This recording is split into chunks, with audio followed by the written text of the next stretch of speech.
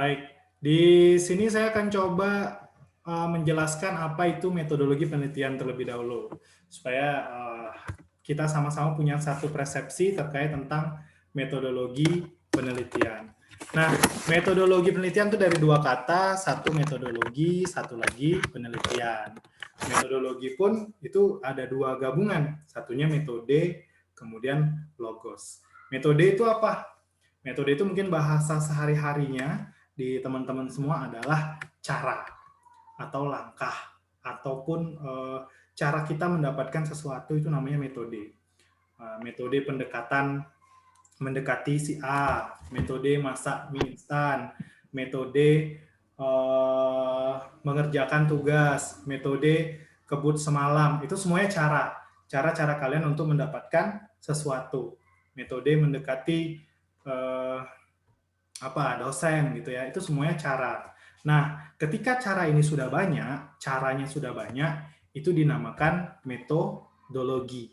Karena apa? Cara yang banyak tadi artinya cara-cara, kumpulan cara-cara tadi itu sudah menjadi sebuah ilmu atau yang disebut kalau bahasa Yunani itu adalah logos. Nah, makanya ada istilah metodologi. Jadi metodologi itu adalah sebenarnya sebuah kumpulan cara-cara gitu ya. Kemudian penelitian itu apa? Kalau untuk penelitian itu sendiri, itu diambil dari bahasa Inggris, yaitu research. Jadi ada research gitu ya. Re itu kan kembali gitu ya. Nah, kalau search itu kan mencari atau melihat. Jadi kalau research itu sebenarnya adalah dapat kita katakan seperti melihat kembali. Nah, di research ini kita melihat kembali sesuatu yang seolah-olah sudah jelas supaya nanti bisa mengambil kesimpulan atau pandangan yang berbeda atau pandangan yang baru. Nah, itu yang kita simpulkan dalam metodologi penelitian yang akan kita bahas. Kalau misalnya metodologi penelitian sosial, artinya kita tambahkan bahwa metodologi penelitian ini kita khususkan di bidang sosial. Nah, sini ya, jadi metodologi penelitian itu merupakan cara ilmiah untuk mendapatkan data dengan tujuan dan kegunaan tertentu. Mungkin sejauh ini bisa dipahami. Saya akan coba bawa teman-teman semua untuk mengapa sih kita penting memahami yang namanya metodologi penelitian. Nah, pertama, ada perbedaan antara kita yang tamatan SMA dengan teman-teman yang kuliah. Kalau tamatan SMA, dia bekerja, dia bertindak, dia berpikir, polanya adalah sesuai dengan pola keahlian atau vokasi. Jadi tidak ada tuntutan pola seperti mahasiswa. Sedangkan seorang mahasiswa ataupun yang berkuliah, dia punya tuntutan pola berpikir seorang akademisi. Jadi teman-teman semua sudah tidak bisa lepas bahwa saya adalah seorang akademisi. Kayak gitu ya. Kalau tidak mau dibilang akademisi, berarti apa bedanya dengan teman-teman yang tidak kuliah. Nah, seorang akademisi itu dia punya kerangka berpikir. Jadi selalu punya kerangka berpikir dalam menyelesaikan suatu permasalahan. Nanti kerangka berpikir itu seperti apa akan kita jelaskan lebih lanjut gitu ya. Nah, di sini kerangka berpikir itu salah satunya adalah ketika teman-teman punya satu pertanyaan ataupun dihadapi dengan satu pertanyaan bisa memberikan banyak solusi. Nah, itu yang membedakan kita antara mahasiswa dengan teman-teman yang tamatan SMA. Nah, di sini ketika menanggapi sesuatu juga tidak overthinking. Ya, misalkan saat ini kita dihadapi dengan masalah corona. Dengan corona kita tidak bisa berkuliah secara langsung. Nah, tidak perlu overthinking. Overthinking itu seperti apa? Sebagai mahasiswa kita langsung, waduh, bagaimana nih keilmuan saya terbatas, saya tidak bisa berkuliah lagi, kami hidupnya terbatasi dan lain-lain. Itu namanya overthinking, lebay gitu ya. Kalau kita sebagai mahasiswa, kita harus mencari solusinya. Nah, itu adalah cara berpikir seorang akademisi. Kemudian saya garis merah, ini titik penting dalam memahami metodologi penelitian itu seperti yang saya jelaskan di pekan lalu, ketika kita timbul rasa pertanyaan yang menimbulkan lagi rasa penasaran dan seolah-olah akan ada muncul sebuah jawaban. Nah, untuk rasa penasaran kemudian dan pertanyaan ini muncul ketika teman-teman semua saya tugaskan untuk mencari hal-hal yang terjadi ataupun fakta yang terjadi tidak sesuai dengan keadaan yang seharusnya.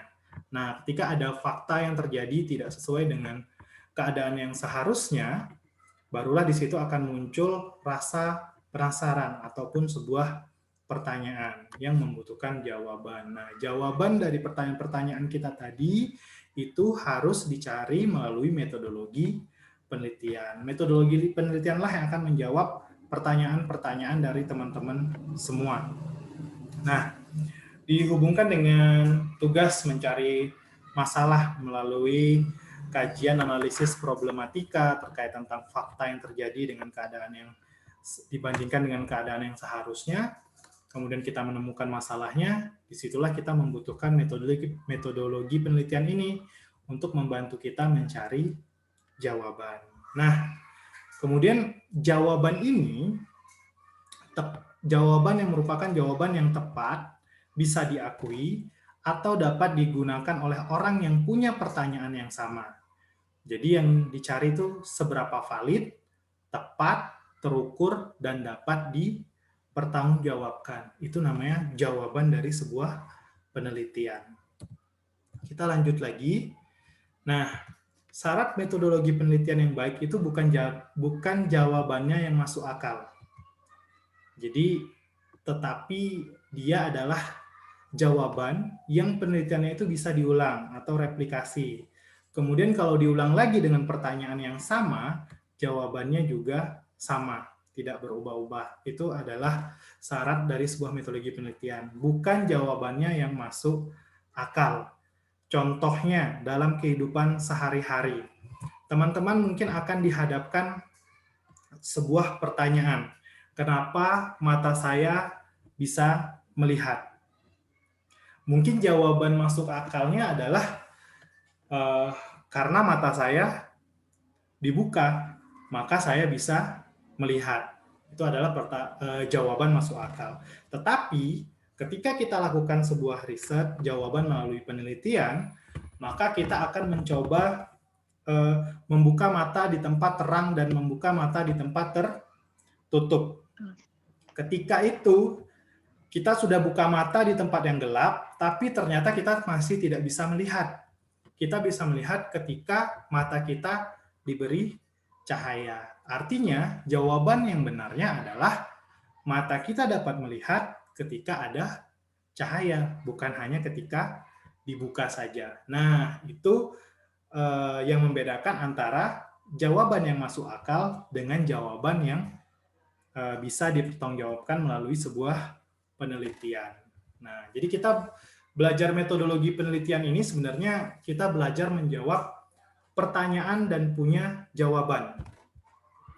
Jadi kita punya jawaban-jawaban atas pertanyaan orang lain, kemudian ataupun pertanyaan diri sendiri berdasarkan kaidah-kaidah ilmiah yang membuat kita dapat mempertanggungjawabkan apa yang kita katakan, bukan sekedar omong kosong ataupun sesuai dengan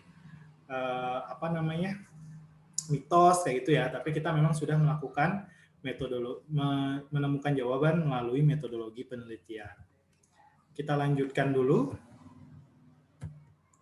sebelum kita diskusikan satu persatu nanti.